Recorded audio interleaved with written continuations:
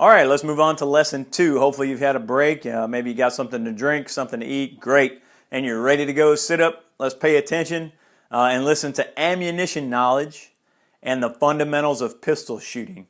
Now, ammunition knowledge, we're going to go through that, and you may already know all about ammunition. You may know everything there is to know about it. It's still a good refresher. And then we're going to go through the fundamentals of pistol shooting. But you want to really pay attention to the fundamentals of pistol shooting. And then we're going to go over those again when we get to the range together, and that way we'll help you with the fundamentals so that you can become a better shooter. We're always learning. It doesn't matter if you're the greatest competition shooter in the world or you've never handled a gun. We're always learning, and we can always better ourselves with regard to the fundamentals of learning to shoot and how to shoot. And so you really want to pay attention to the fundamentals of pistol shooting. And again, if you have any questions of any of this, bring them with you to the range, or you can shoot us an email. And we're also thinking about a Facebook group that we may have shortly, and so we'll let you know about that. The learning objectives of Lesson 2. Identify the different components of a pistol cartridge. So just like we identify the components of the gun itself or the pistol itself, we're going to identify the different components of the cartridge. Explain the firing sequence of a cartridge. And I want to explain why it's necessary that you know that. You may say, well, I don't care as long as the cartridge goes bang. Exactly. And we need it to go bang. And if it doesn't go bang, we need to know why it didn't go bang so we know how to either fix the gun or get the cartridge out of there so that in the event of emergency, we press the trigger and it goes click, but we needed to go bang to get a bad guy. We have a problem. So we want to know the firing sequence. We want to know how our gear operates so we can fix our gear in the event we need to fix it in an emergency. And so we can fix it even on the range. And so also we can keep ourselves safe. So when we hear or see a certain thing with regard to a cartridge, we know what to do and what not to do. So we're going to explain the firing sequence of a cartridge. And I'm going to explain how to properly identify and store your ammunition also so that it's always ready and in good condition when you need it. And when we're going to state the major types of cartridge malfunctions and how to react to them, just what we talked about a little bit about the firing sequence. We want to know the sequence so we can build upon that and know malfunctions and how to react to them properly, whether we're on the range or we're in a life-threatening situation. So then next we're going to explain the fundamentals of pistol shooting. And why the fundamentals are important is just like any other thing, why they're important. If somehow you forgot how to ride a bike, you'd go back to learning to ride a bike and you'd go back to the fundamentals. Get your balance, learn how to get on the bike, learn how to pedal the bike, learn how to steer the bike, and you go on down the road. Same thing with shooting. There are no real advanced techniques in shooting. Sure, there are some techniques that we build upon, but everything is basic to the fundamentals of pistol shooting. And we'll learn that in the second portion of Lesson 2, the fundamentals of pistol shooting. So again, sit up straight, pay attention, get you something to drink, something to eat, a snack if you need, and let's get right into ammunition knowledge and the fundamentals of pistol shooting. All right, cartridge components. You can see what we have here. A lot of people want to refer to this as a bullet, and that's normal to want to refer to it as a bullet. That's what we refer to it on TV, but really it's a cartridge, and that cartridge has several different components to it. But this is normally what people would throw around the word and say, oh, I've got a bullet. Well, you actually have a cartridge, and that cartridge consists of a case. And that case is also sometimes referred to as brass, but sometimes it's steel or other metals, and you can see that's the major portion of the cartridge is the case, and that is that golden brass looking portion in our picture here. And then we have a primer. And if you notice on the back, which we'll see up close in a second, you have a little circular portion if it's a center fire cartridge, and we'll talk about the difference between center fire and rim fire. But in a center fire, you see that primer, there's a little disc in the back, it contains priming compound, and we'll talk about that. Right now we're just naming these components so you can become familiar with them. Then inside you see that stuff that looks like gunpowder. It is gunpowder. That's called the powder charge. And that we'll talk about what exactly that does and how it functions in the cartridge. And then we have the bullet itself. So notice the whole cartridge thing is not called the bullet, but the bullet is actually the end there, the projectile in this hollow point that we have on the screen. that actually comes out of the case when it is fired. So those are the different components for the cartridge: the case, the primer, the powder charge, and the bullet. And now let's learn about each one of those. Rimfire and centerfire cartridges. So we have two different types. You can see on the left we have a rimfire cartridge, and on the right we have a centerfire cartridge. Notice the priming compound is contained inside the rim of the case head on the rimfire cartridge, and the most popular round that you'll see that fits this is the .22 long rifle. And remember, the priming compound there is inside the rim. That's the difference between centerfire. And look on the right there, centerfire cartridge, the priming compound is contained in a metal cup called a primer in the center of the case head. And most, I should say all, for our intents and purposes, we don't recommend using a .22 for self-defense. But for a self-defense gun, you're going to be shooting a centerfire cartridge, whether that's a .380, a 9mm, a 40, or a 45, or a 10mm. You're going to be shooting a centerfire cartridge where the priming compound is contained in that cup in the center of the case head at the rear of it. You see that in the picture. So let's talk about the firing sequence, and this will put together all the words that we just talked about that are integral to the case. This is the cartridge firing sequence. First, the cartridge is in the chamber of the gun. It's static. It's just sitting there. Then notice the firing pin strikes the primer or the case rim, and it ignites the priming compound, just a little compound in the rear there in the cup or in the rim. And then thirdly, a flame is generated by the priming compound, and it ignites the powder charge, or the gunpowder we talked about in there. And now that flame is going to burn, and that powder burns very rapidly, generating a volume of hot, high-pressure gas. So that builds up pressure, and that gas pushes or forces that bullet through the bore of your gun at a high rate of speed. Then finally that bullet exits the muzzle, and that hot gas makes that bang. It's actually breaking the sound barrier, if you can imagine that bullet's going so fast. That's why we call it supersonic ammunition, or there is subsonic ammunition that does not break the sound barrier. And so that bullet is traveling so fast, we hear that big bang that goes off. That is what makes the loud report when you fire the gun. And so that is the cartridge firing sequence. The cartridge is in the chamber all the way till the bullet exits the muzzle, and that's everything that occurs within that cartridge to make that bullet actually leave the gun and head on its way to its target. And so cartridge firing sequence, you're going to want to know that to build upon. And now, cartridge designation and identification. We want to know how they're designated and how to identify them. And the proper cartridge identification is necessary to ensure the correct ammunition is loaded into the pistol. You don't want to use wrong bullets with a wrong gun. The cartridge designation is marked on the pistol itself, if you can see there.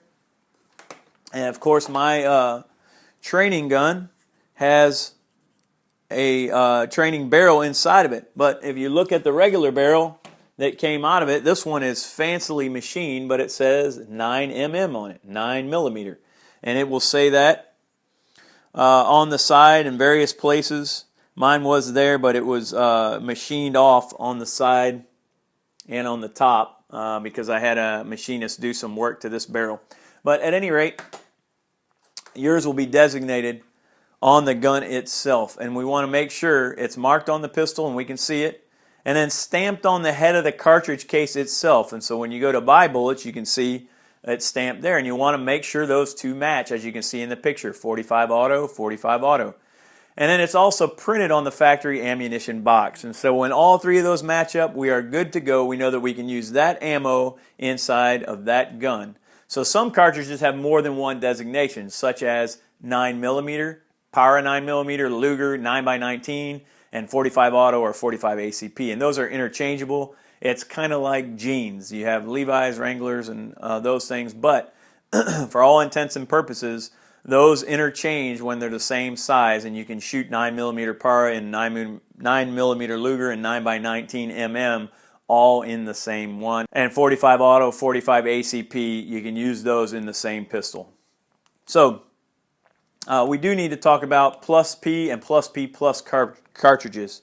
Some ammunition have a plus P or a plus P plus on them. Their designation indicating it's loaded to a higher than standard pressure, and those levels are supposedly for better ballistic performance. The higher pressure ammunition must be used only in those guns certified for it, as shown on the barrel, the slide, or the frame. So if you're in doubt and you have plus P, or you've bought plus P or plus P plus, you want to check with your manufacturer's book if you bought the gun new, or if you still have the book, or you want to check on the designation itself on the gun, or find out from the manufacturer before you put that in there, because it can cause injury or catastrophic failure or even death.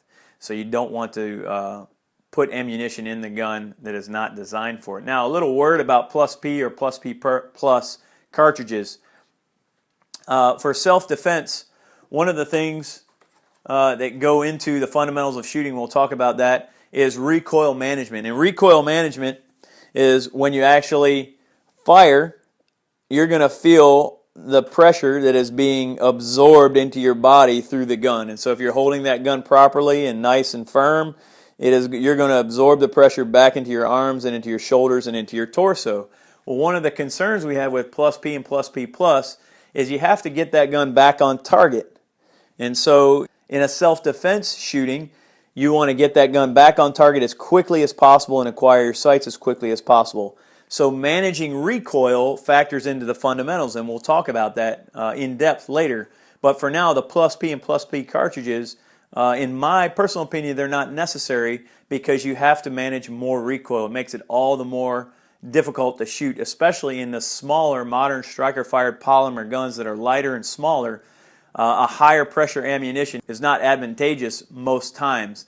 You'll find out when we talk about it that I believe 9mm is adequate for self-defense rounds, especially in the South and Louisiana where we are, and it does an adequate job. And so we don't need a higher pressure ammunition for self-defense. I believe 9mm is deadly enough and accurate enough, and it fits the bill for self-defense. But again, that is about your choice and what you choose to do, and how you figure out on the range and by your own testing whether you want to use plus P or plus P plus cartridges. So yeah, just be aware.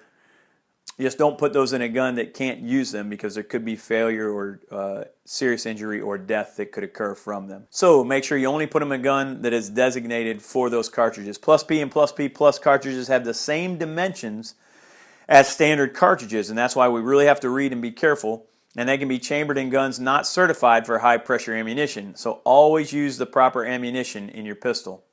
Now, you want to make sure when you go to Walmart or wherever you go, the sporting goods store, that you do buy the proper ammunition. I went to Walmart not too long ago to get some 9mm training ammo, and I got the ammunition, and normally you check out back at the sporting goods counter. For whatever reason, after I waited about an hour for someone to show up, just kidding, it wasn't that long, but it was a long time, the man who handed me the ammunition actually handed me the wrong ammunition, but it was my fault. I didn't check. And so he pulled one out, and he actually handed me 40 caliber ammunition. So by the time I got up to the register, I realized when it rang up, I saw it across the screen, and it was 40 caliber ammunition. It was more expensive than the 9mm.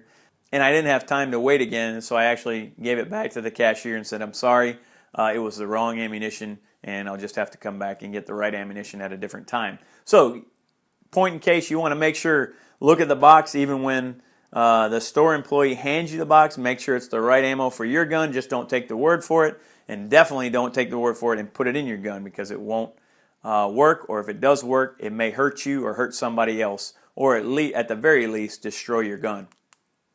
All right, ammunition storage. Let's talk about storage of ammunition. Ammunition should be stored in a cool, dry place. We want to make sure that our ammunition is not subject to water or condensation or anything like that. You always want it in a cool, dry place.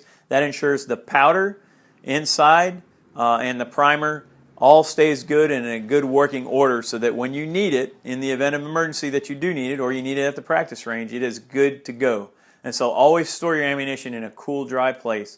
And always keep the ammunition in the original factory box or carton. Now, some people want to take them out of the cardboard box. They don't like those, and they want to put them in the fancy little plastic cases, and that's fine.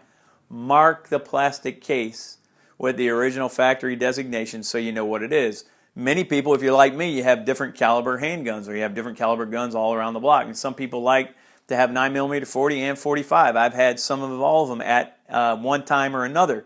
Right now, I happen to have all 9mm.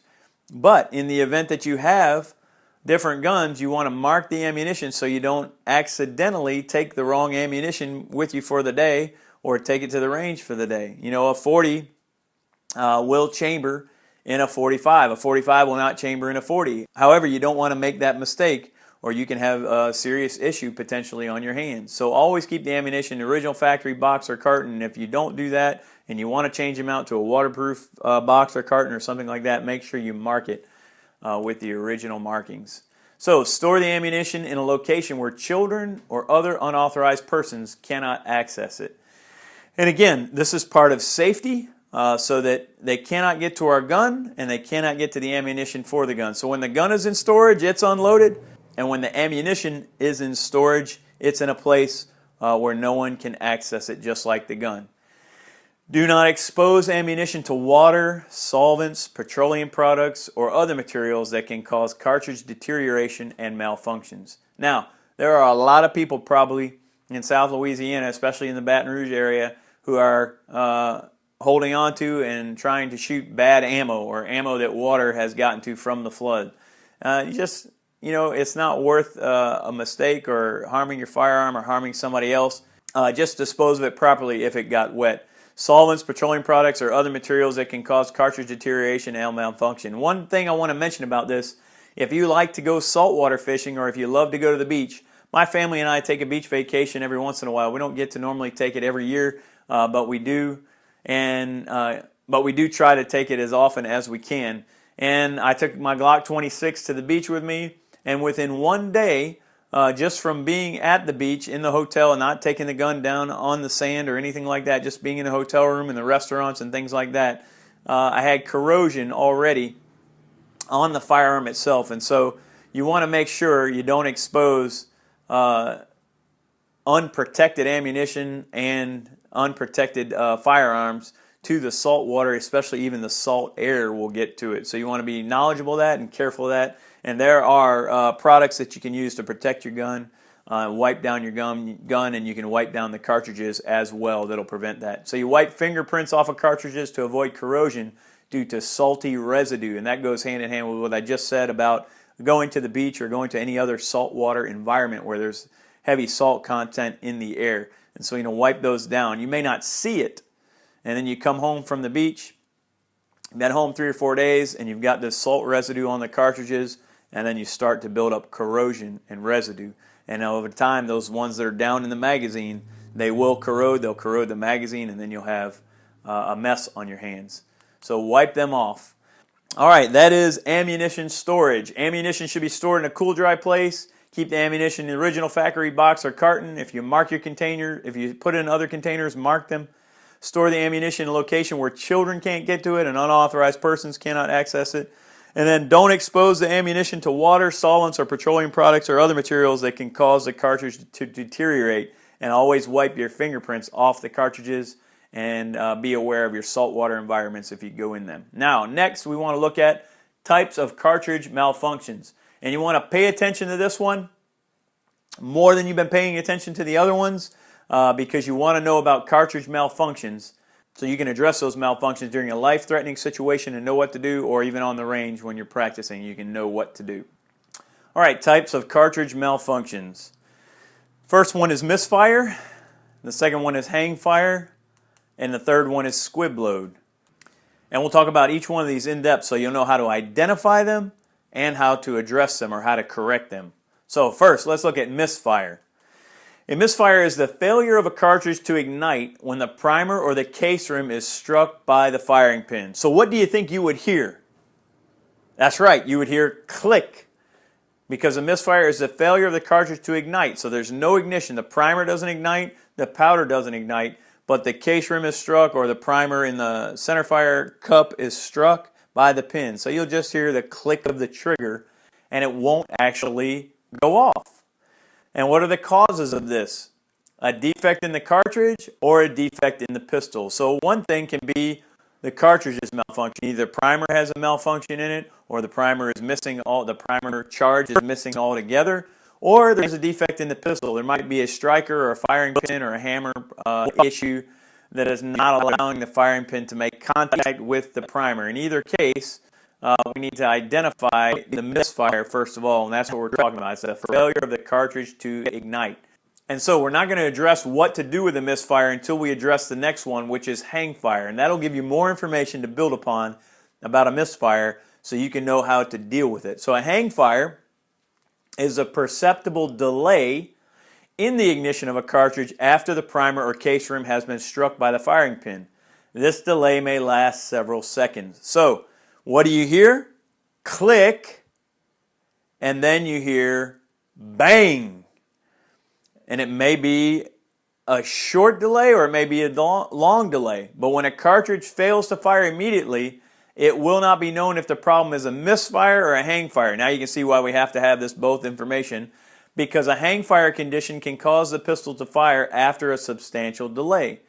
The pistol should be kept pointed in a safe direction for at least 30 seconds before the action is open to remove the cartridge. So now in the situation on the range, that's exactly what we want to do. If you have a misfire or a hang fire, we're not going to know. But if it goes click and it doesn't fire, you want to keep it pointed downrange. You always want to keep it pointed downrange, but you don't want to mess with it or try to open the action until you wait at least 30 seconds before to find out if it's going to eventually go off. And yes, this has happened. It does happen with reloads. And I'm not going to say it happens quite frequently, but it does happen. And I have seen it happen, or experienced it happen with some folks on the range. So you want to keep it pointed in a safe direction. Whether it's a misfire or hang fire, you won't know until the time has expired, and you just keep it pointed downrange for 30 seconds before you actually open the action to remove the cartridge. Now, let me interject here. When our time is together on the range, you're not going to handle any malfunctions at all. I'm going to handle malfunctions, or another instructor is going to handle malfunctions for you. So if you experience a misfire or hang fire, and we'll talk about this in the range, but it's good to mention it now, we just want you to raise your non-dominant hand, keep the gun pointed in a safe direction downrange, and wait for us to come and assist you. You can actually even lay it down on the table in front of you, or just hold it in your hand. Either way, as long as it's pointed downrange. Now, if you lay that gun on a table, people say, well, isn't that unsafe? It could go off. And then it could go off in a different direction. Well, let's talk about, we know the firing sequence, okay? So let's say I experience a hang fire, but I lay it down after the misfire and it hasn't gone off yet, but it goes off. What's going to happen? This gun is going to jump back, and it probably will spin or twist. But all of that happens after the bullet has exited the muzzle. So as long as this gun is pointing downrange and it goes off, even if I'm not holding it, that bullet is going to go downrange, and there's nothing to worry about that way. But you can lay it down on the table, but I would suggest doing that after the 30 seconds has expired, or you can just hold it in your hand, raise your non-dominant hand, signifying that you need help, and we'll come help you with that. Okay.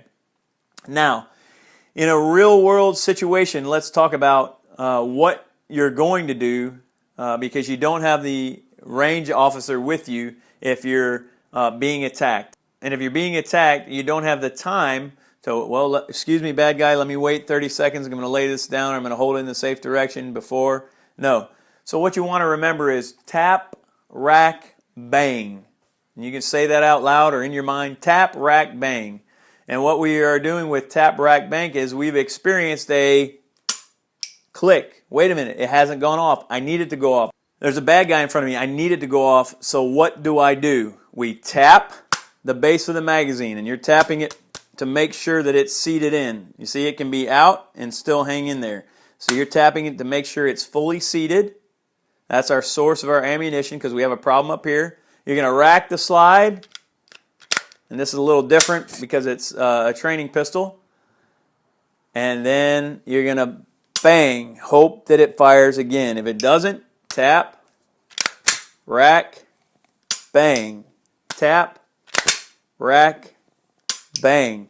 And that is the sequence for clearing malfunctions, whether you're in defensive training or you're in an actual defensive environment and you need to protect yourself.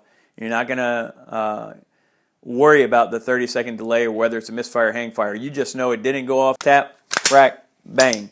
Tap, rack, bang. Tap, rack, bang until it actually goes off. And then once it does, bang, bang, bang, bang, bang, bang, bang, bang.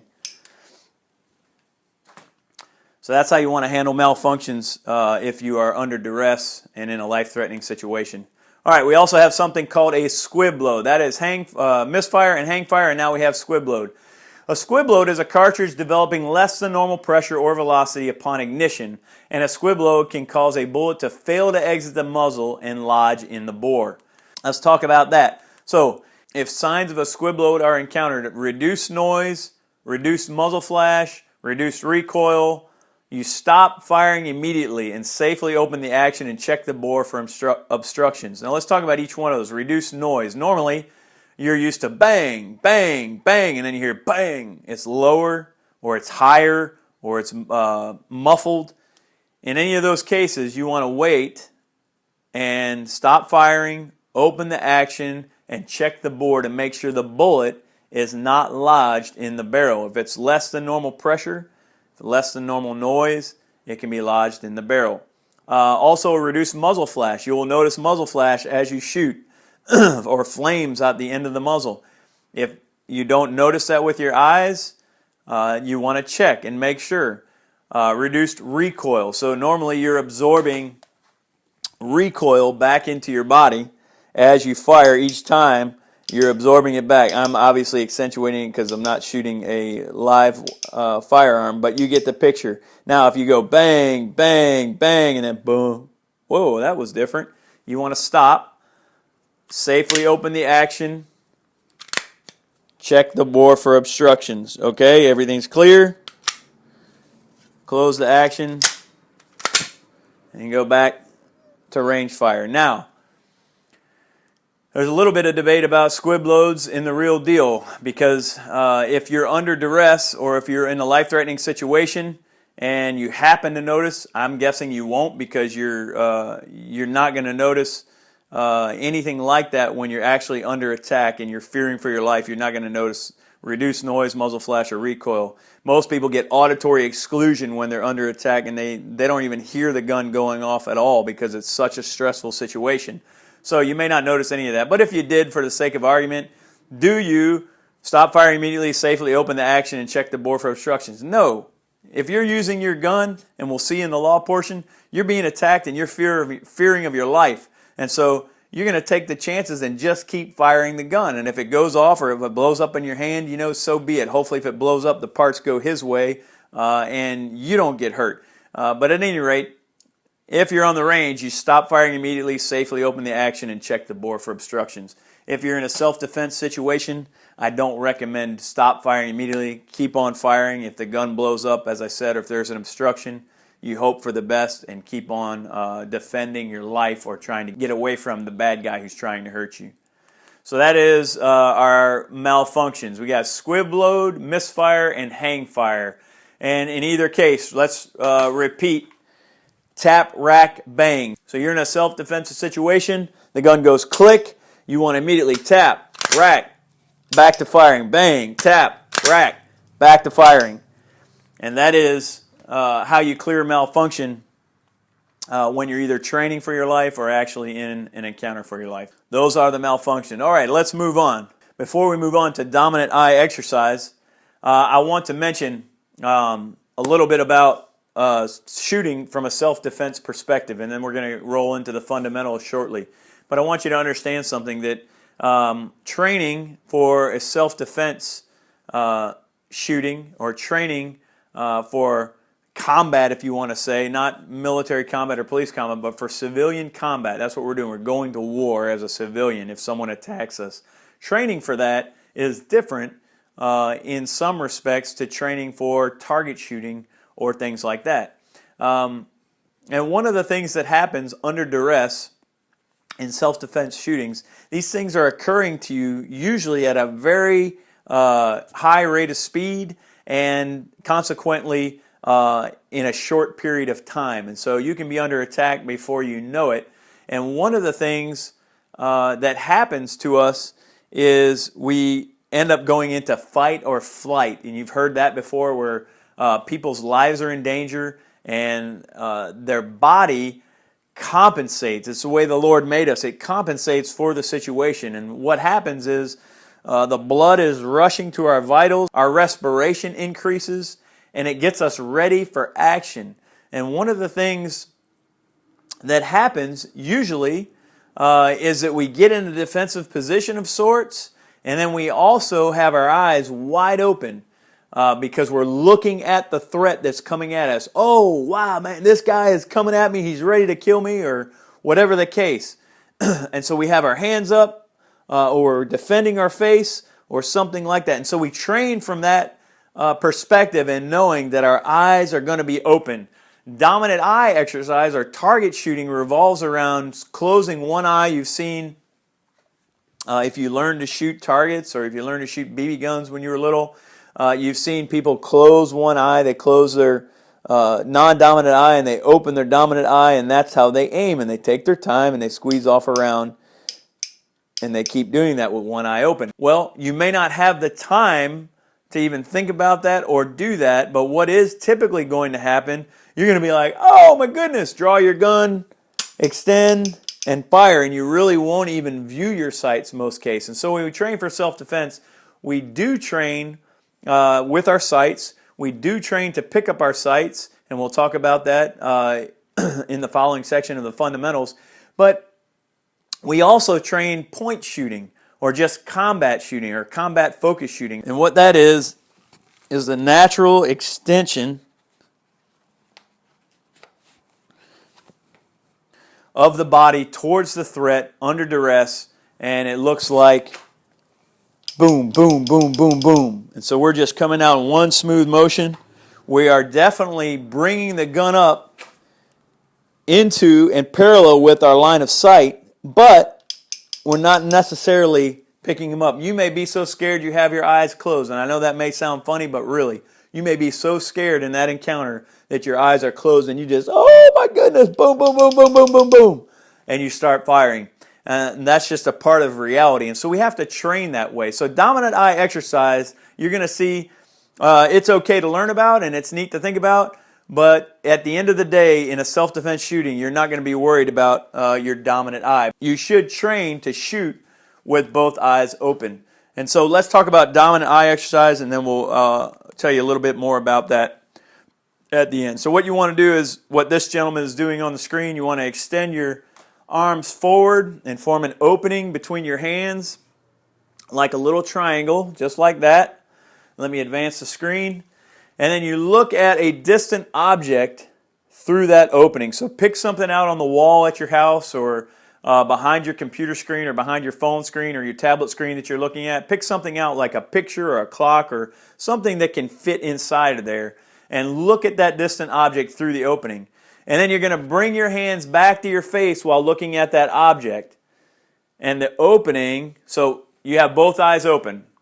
You're looking through the opening with both eyes at the object, focusing on it. So you're drawing that triangle back to your face, and it's going to cover up your dominant eye. And I would say in the majority of the population, that's going to be your right eye. So this is really a moot point, because here's what this is showing you. It's showing you that the way we are made, our body is automatically aligning with our dominant eye. And so the similar thing is happening with a firearm. When you're trying to pick up on those front sights, or you're picking up on your sights, and you bring the gun up, your eye is automatically going to take over your dominant eye, and both your eyes are going to adjust. Now, sometimes something called parallax happens, and you may not be familiar with the term, but I know you're familiar with the concept. If you've ever looked through a chain link fence, and that chain link fence looks like it's doing weird things and it's up close, or it's not really where it is, or it kind of looks doubled, or if you used to see those things in the Sunday newspaper, or have you ever seen the posters at the certain stores in the mall where they have a hidden object or a hidden picture inside the picture that looks all crazy, and you stare at it long enough and then your eyes pick up the hidden picture? That's parallax. If that happens to you, sometimes that'll happen when you're trying to pick up the sights on your gun. You just blink your eyes and your body will adjust. Just blink them a couple times and shake out of it, and it will automatically your body will automatically reset your eyes and your dominant eye will pick up on the sights. So that's dominant eye exercise. Neat to think about, kind of unrelated. Now, if you're used to, during our practical, if you have for 20, 30 years shut one eye and open your dominant eye to pick up your sights, do that while we're at the range. But I would suggest you do some practice with both eyes open when you go to the range, not during the qualification obviously, but when you go to the range after the class and you go out shooting, try to shoot with both eyes open. It'll be helpful to you in your future training. All right, now let's talk about position. Position is the platform from which all shooting fundamentals are executed. In other words, this is our body set up and ready to shoot. A position should be comfortable, balanced, relaxed, properly aligned with the target. Now, let's talk about those. When we talk about comfortable, balanced, relaxed, properly aligned with the target, none of these may exist in the real world when you're under attack. Do you get that? All right. You may be more uncomfortable than you've ever been. You may be in your car seat strapped in with a seatbelt, or you may be on your back in the parking lot at Walmart being beaten and you need to access your gun. Or your position may be very off balance. You're being pushed and shoved by someone bigger than you, and you definitely won't be relaxed and you won't be properly aligned with the target sometimes. But you want to be the most of these that you can. And so we want to practice to get our fundamentals down from a comfortable, balanced, relaxed, properly aligned with the target position. However, we also need to practice from an uncomfortable, unbalanced, unrelaxed, and possibly not properly aligned with the target, but get that proper alignment from an uncomfortable, balanced, and relaxed position in our future training. And so you want to train also in reality. We're not going to do any of that in this class, but it's worth mentioning to you. So the positions we're going to use are going to be relatively comfortable, balanced, not so much relaxed, but athletically relaxed. You don't want to be lazy boy relaxed. You want to be athletically relaxed. In other words, you're not forcing with all your might to hold the gun, and you're not falling asleep either on the range. And then obviously we want to be properly aligned with the target so we can hit the target. So the bench rest position is a good fundamental position. We're not going to shoot from this position. We're going to shoot from a standing position that you'll see. But the bench rest position is a good position to go over. And that is where you sit behind a bench facing the target. Your feet are flat on the ground. Notice this lady in the picture, giving you good stability, and then both arms are extended fully forward, and your back should be straight or leaning slightly forward, and then your wrists are supported by sandbags, and your head is fully straight or erect. And what this position does for you, it eliminates you out of the picture, or it puts you in a perfect position, or as close to perfect as possible, where you can pick up the sights on the gun. You've seen hunters, when they sight in their rifle, they use a bench and they use a sandbag, just like you see here in the picture. And what they're trying to do is get that scope or their sights sighted in, and they're taking the human portion of it out of the equation. They're trying to make it as steady as possible of a shooting platform to shoot from and to get those sights aligned. And that's what we're trying to do with the bench rest position. Again, this is good for new shooters. It is good for practicing. If you have something, you go to the range and you've been practicing and something's off, hey, all of a sudden I'm shooting high and to the right and I'm not shooting through the center anymore. What's wrong? Is it me? Have I changed something, or is it the gun? Well, you can go back to this bench rest position and determine, is it me or is it the gun? And it'll help you know that once you eliminate the U factor and you're holding the gun and you know the sights are aligned and everything's steady and it's still off, then you can start assessing the gun to see what's wrong. So elements of a bench rest position, those are good to know and good to learn to go back to. So we will be shooting from a standing position at the range, and we'll talk about that a little later on in this course in the online portion, and then we'll go over that when you actually get to the range as well as a review. So no worries about that. All right, let's move on to assuming a two-handed grip. Now, having a proper grip on a handgun is one of the most important things that you can learn. So let's learn about this. Pay real close attention to this. This is where I see a lot of mistakes on the range that cause people to not shoot accurately because they haven't assumed a proper two-handed grip on the gun. Now let's talk about that first, and then I'll demonstrate it for you. the non-shooting hand, that is your weak hand typically. That would be my left hand. Maybe your right hand, and maybe your left hand. If you're right-handed, it's your left hand. If you're left-handed, it's your right hand. But your non-shooting hand safely puts the pistol in the shooting hand. Into the V between the thumb and the forefinger, and the V between the thumb and the forefinger of the shooting hand is placed high on the pistol backstrap, and then the pistol is gripped with the base of the thumb and the lower three fingers. Grip pressure is straight to the rear. Trigger finger is along the frame. All right, so let's look at that before we go on into this two-handed grip, and let me demonstrate that for you. You're taking your non-dominant hand and you're gripping the pistol, making sure you're not gripping it through the trigger guard or anything like that. You're gripping it around the trigger guard so that you can hand it to your dominant hand. You don't have to do this all the time, but this is the way we're going to make you practice when you get to the range, and this is the way you can assume a proper grip and what it feels like. And so this hand is serving your dominant hand. You're putting it high into the V, just like you see here. Right up under it, that's what this tang, this is called a tang, that's what this is for. And then the pistol is gripped with the base of the thumb and the lower three fingers. The base of the thumb and the lower three fingers. You can see I have actually finger grooves on this Glock 19. Some of them have it, some of them don't. But the base of the thumb is contacting, and so are my fingers. And we'll get into more about pressure relations and all that into the fundamentals when we get into the fundamentals in a minute. All right, and the grip pressure is straight to the rear. So when I curl those fingers around, I'm squeezing straight to the rear. So I'm putting pressure side to side this way or front to back this way. So I'm putting pressure front to back, and I'm holding it with the base of my thumb. And my trigger finger, notice as we talked about in safety, it is along the frame, just like in the picture. All right. Now, you bring the support hand to the shooting hand, you wrap the support hand fingers around the shooting hand fingers, and you bring the heel of the support hand firmly against the heel of the shooting hand. Okay, so this is where we ended up on the slide before, and now what you're doing, bringing your support hand to the shooting hand, you're bringing it up, and you wrap your support hand fingers around the shooting hand fingers. So, wrapping like this. Now, it's not really mentioned there, but your thumbs, if I can get closer to the camera, this thumb is going to be up in the air while you're maintaining that grip. The base of your thumb is contacted here.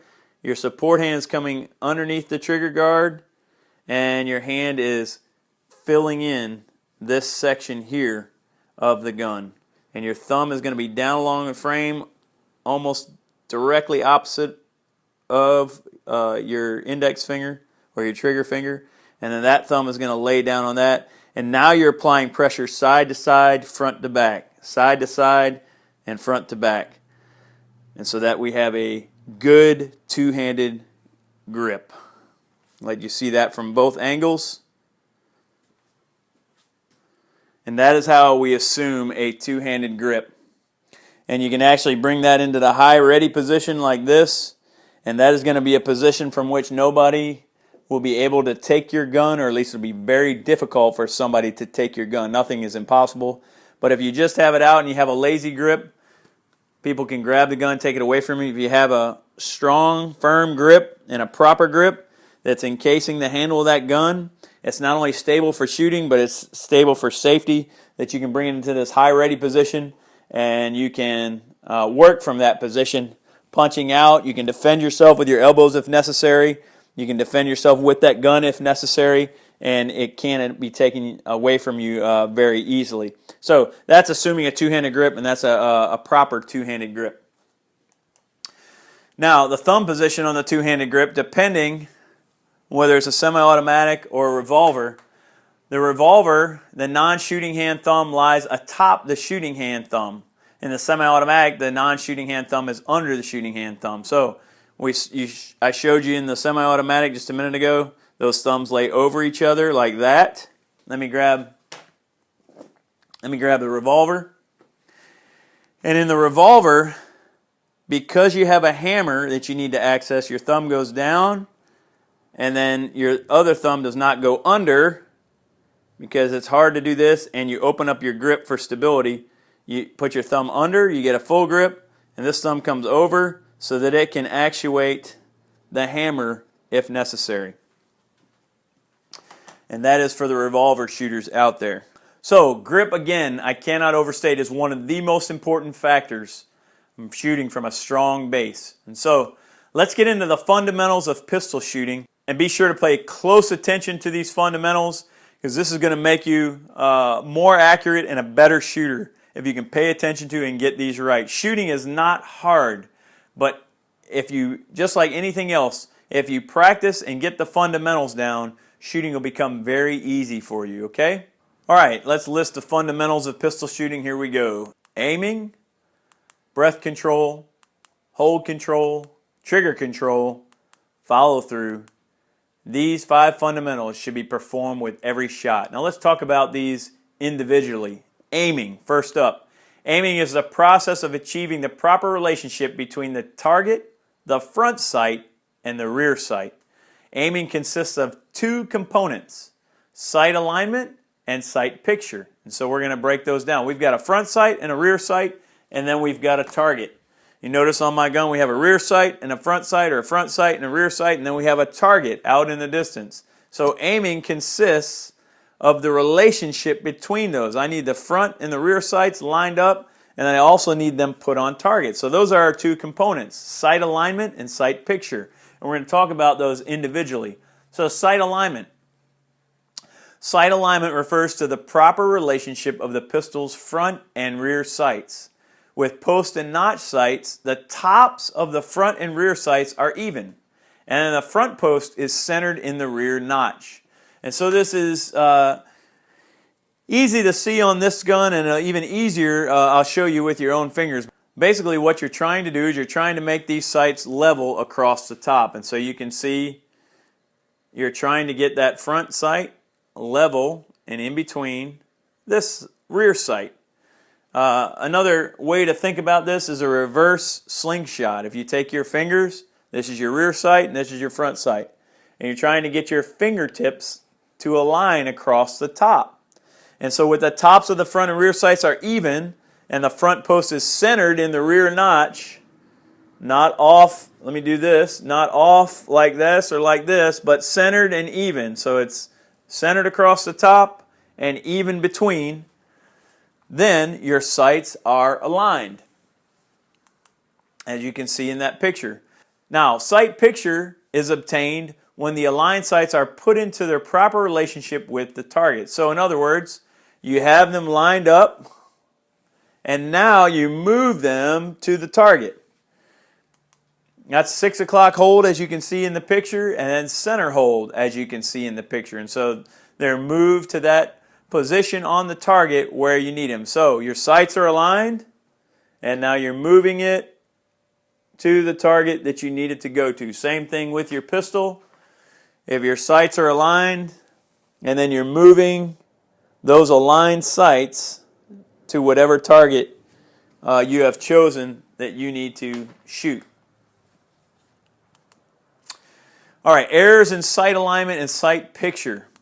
And again, we will go over this at the range, so if you don't understand this, or if it's a point of confusion for you, no worries. We'll get together at the practical and we will explain this and help you with this even more if you don't already understand it. It's not that difficult though. Sight alignment is more critical than sight picture.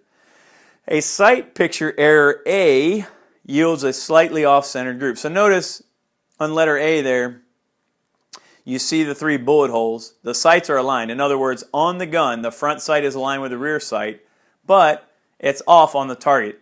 It's not positioned on the target properly. But a sight alignment error C produces a much larger deviation of the group from the target. Because your sights aren't aligned on your pistol, you've got the pistol off to the right, it's going to make those bullets even worse off. And it's harder to correct because first you have to correct the pistol and then you have to correct the pistol in relationship to the target. So sight alignment is more critical than sight picture. Get your sights aligned first. Don't worry about the target. Just worry about the gun. and then you can move the gun to the target. Hopefully that makes sense for you.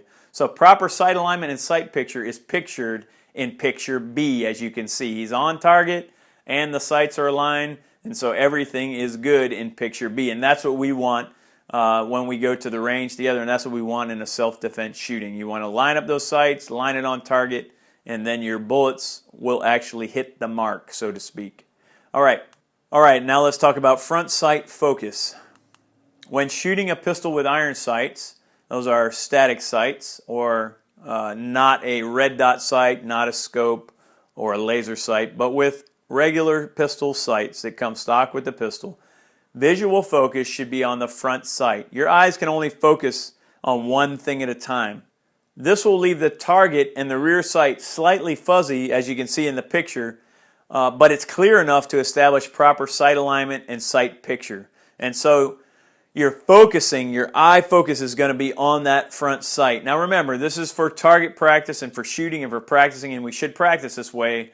But also remember, in a self-defense shooting, your eyes will probably be focused on the person or persons coming at you, at the threat. And so we want to learn to shoot from that perspective, but we also shoot by picking up our front sight when we practice, and that's what you want to focus on. So your clearest thing that you're going to see in your eyesight is your front sight on your pistol. All right, that is aiming. Now let's talk about breath control. Breath control minimizes the body movement produced by breathing, which can impair good shooting.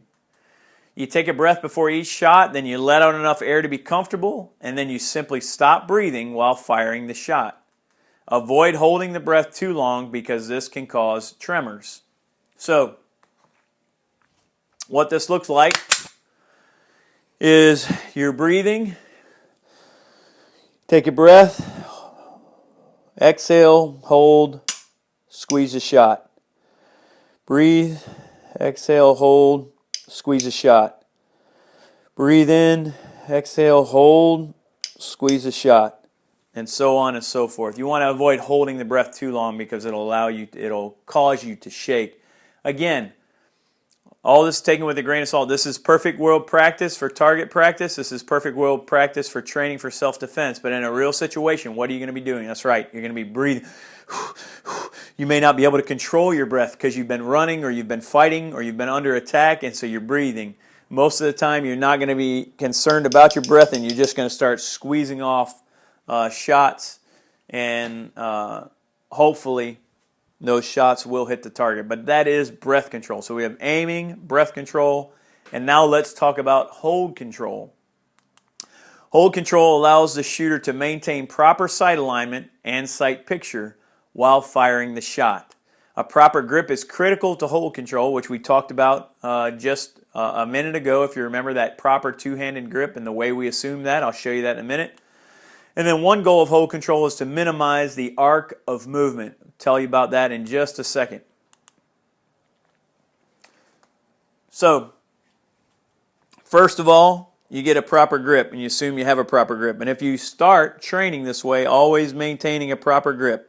Pick the gun up right, put it in the two hands right, squeezing side to side, front to back, and you have a proper grip. Now, hold control minimizes what we call the arc of movement. Your body is a body in motion, and it is full of blood that is pumping. You have a pulse, you have rising and falling chest because you're breathing, and you have nerve endings and organs and everything else going on in your body. And what happens naturally if you try to hold something still, and I'm accentuating this, but your body is making a figure eight with your arms like this, and you're swaying back and forth.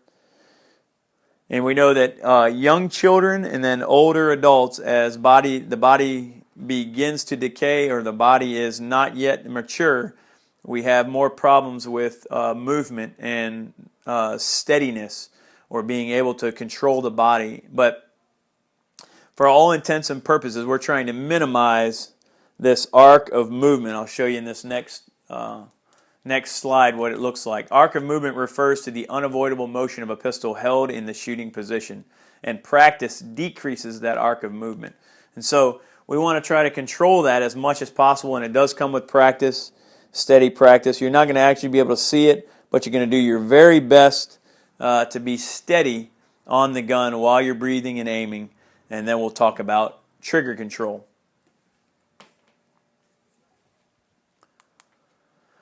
So trigger control is the proper method of activating the trigger to minimize movement that can misalign the sights. So when people talk about activating the trigger, they usually refer to it as squeezing the trigger. Well, what we want to do is put pressure on the trigger. We want to press the trigger. We want to press the trigger to the rear. Trigger control is activating the trigger, but we want to minimize movement that can misalign the sights. And the idea behind that is, if you constantly are slapping this trigger, you can see you're squeezing the gun, you're making it go up and down, you can make it go side to side if you push the trigger or you pull the trigger, and so you can make undue movement. And a slight movement here causes a great movement out far from the muzzle, even at 5 or 10 feet. And so we want to make sure that we have a smooth trigger press. And the way we do that is the trigger is between the fingertip and the first joint of the index finger, and then the trigger is squeezed straight rearward in a smooth, continuous movement. The trigger squeeze should produce a surprise break, and the trigger squeeze and sight alignment are done while maintaining minimum arc of movement. So let's talk about each of those. A trigger is between the fingertip and the first joint of the index finger. You notice these guns are ergonomically made so that your hand fits right in there. And if you'll notice the way my finger is on that trigger, you can see it's centered on the pad, and that's the way you want it. So if this is the trigger and my hand, the pad of the finger, you want it centered on that trigger, that index finger. And the trigger is squeezed straight rearward in a smooth, continuous movement. We press that trigger backwards in a smooth, continuous movement until it breaks. And the trigger squeeze should produce a surprise break. In other words, you don't know when it's coming because it's just smooth, smooth, smooth, smooth, build up, you hit the wall, and then break.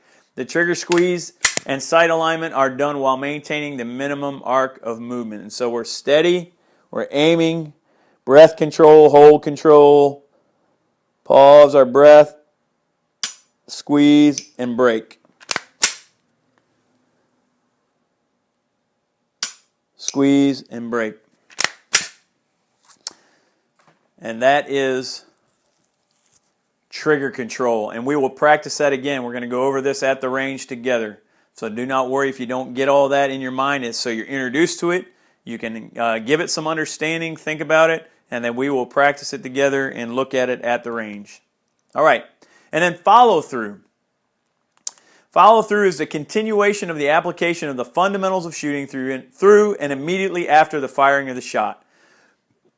So follow through enables the shooter to integrate, maintain, and continue the shooting fundamentals before, during, and after the shot. You know, follow through, just like in any other sport or any other continual motion that you would do. You know, a golfer or a baseball player, they don't stop short with the baseball bat. They don't stop short with the golf club, but they follow all the way through, and then when they hit again, they reset, follow all the way through, hit again and reset. We do the same thing with the fundamentals of pistol shooting.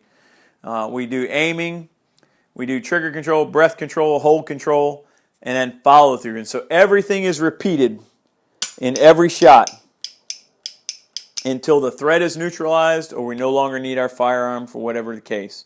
So follow through continues this application of the fundamentals of shooting through and immediately after firing the shot. And you practice that way, and it'll get on autopilot eventually if you practice enough, and you'll become a better and a better shooter. So those are the fundamentals of pistol shooting. The most important shooting fundamentals, or the two most important shooting fundamentals, are aiming, that is sight alignment and sight picture, and trigger control. And in other words, if everything else is out of whack, what you really want to get right is aiming, getting the sights aligned, and then getting the sights on target, and then controlling that trigger. And that will work wonders in your shooting from a fundamental standpoint. So it's good to practice those anytime you go to the range or anytime you go shooting. And we will talk about them again when we get together for the short portion after you're finished with this online course. But that is the fundamentals of pistol shooting. And so hopefully you paid attention to them. Again, if you have any questions, write those down.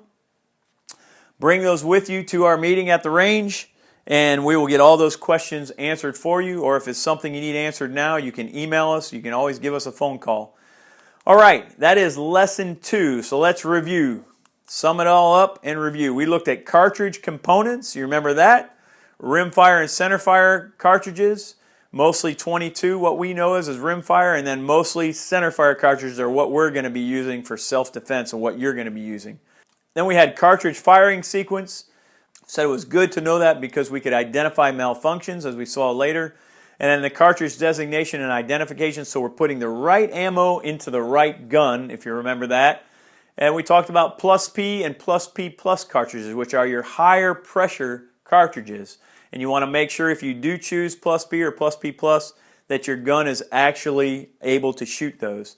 We also talked about ammunition storage in a cool, dry place, as you remember, and in the factory box if at all possible, but if you do store it somewhere else, you want to make sure that box is labeled. And then we talked about the types of cartridge malfunctions. If you remember, we had misfire, hangfire, and SQUIB load. You remember those malfunctions, and then we talked about tap, rack, bang as how to clear those in a real-world scenario. But when we're on the range together, if you experience any of those, you're going to raise your non-dominant hand, keep that gun pointed in a safe direction downrange, and we will come assist you. And then we talked about dominant eye theory, if you remember that. And we said for self-defense, your eyes are going to be probably both eyes open, but it is good to know which one is your dominant eye for aiming and practice. We also talked about position and the bench rest position and the elements of that bench rest position. We assumed a two-handed grip, if you remember, and that's the grip you always want to use if at all possible. Sometimes you may have to shoot from one-handed, but for this course and for our range time together, you're going to assume a two-handed proper grip shooting your gun. And then we talked about, lastly, the fundamentals of pistol shooting. We went through all of those, and so hopefully you have a good handle on that. Aiming, sight picture and sight alignment, hold control with reducing the arc of movement, breath control, as you remember, and just breathing until you break the shot and you hold your breath for just a slight second, break the shot, and then continue to breathe as normal. And trigger control, we talked about not slapping the trigger, but we want to squeeze the trigger slowly to the rear until we get that surprise break. And then follow through incorporates all of the fundamentals of pistol shooting: aiming, hold control, breath control, and trigger control. And we use that on every shot until we're finished shooting or the threat is neutralized. So the most important shooting fundamentals we mentioned were what? That's right, aiming and trigger control. So that is lesson 2 in a nutshell, summary and review. Again, if you have any questions about any of that, write them down, bring them to our range time together, and congratulations, you have finished not only lesson 1, but lesson 2 already, and you are on your way to getting your concealed carry permit. The next thing we're going to talk about are the legal requirements, and this is the longest section coming up. So get a break, get you something to drink, something to eat if you need it, and we'll go on to talking about the laws and the administrative rules concerning concealed carry permits in the state of Louisiana. See you at the start of the law section.